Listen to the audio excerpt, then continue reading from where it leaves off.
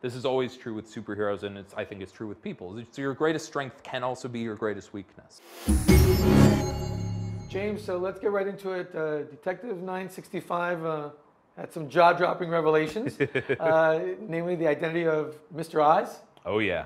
Pretty amazing. I'd like to hear how you came up with that identity for Mr. Oz. Honestly, Mr. Oz first showed up during Jeff's Superman run in the New 52, and he was sort of like around the shadows of that run. And then in the fall, in the build-up to Doomsday Clock, we are going to finally reveal the identity of Mr. Oz, and we are going to get into the fact that, spoiler alert, it's Jor-El.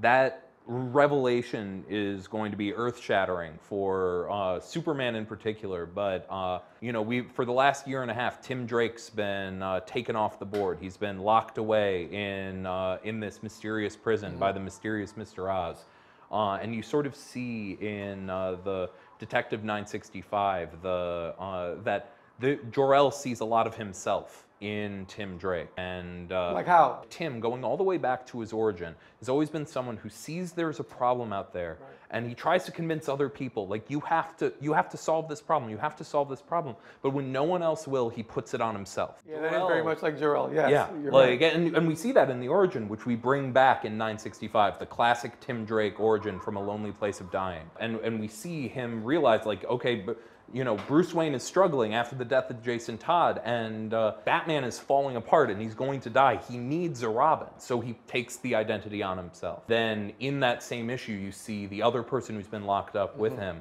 and it's his future self. He has become this dark, twisted version of Batman, and we see the future that Jor-El was warning him was coming.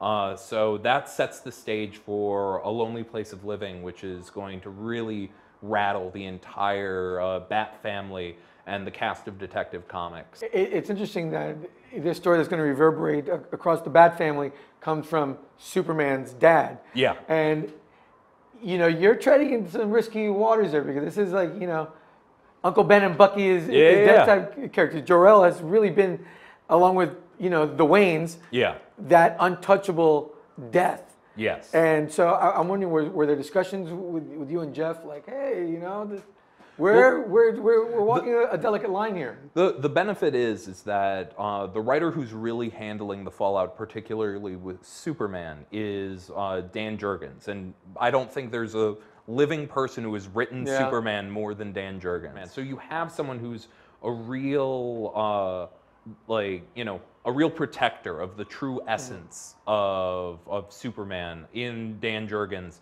on the core Oz Effect storyline. But it was actually Jeff who sat us down and said, this here with Mr. Oz and Superman is a personal Superman story. And this here is a personal Tim Drake story.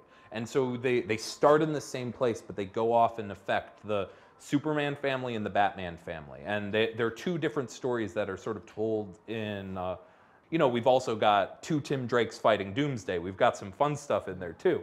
And you love Tim Drake. I love Tim Drake. Tim Drake is my favorite character. I'm assuming he was your Robin growing up. Yes. He as a character is the character I probably relate to more than any other DC character. And this is the story where I really get to explore what I think are his greatest strengths, and and how those strengths can be twisted into something dark as well. Because I think this is always true with superheroes, and I think it's true with people. So your greatest strength can also be your greatest weakness.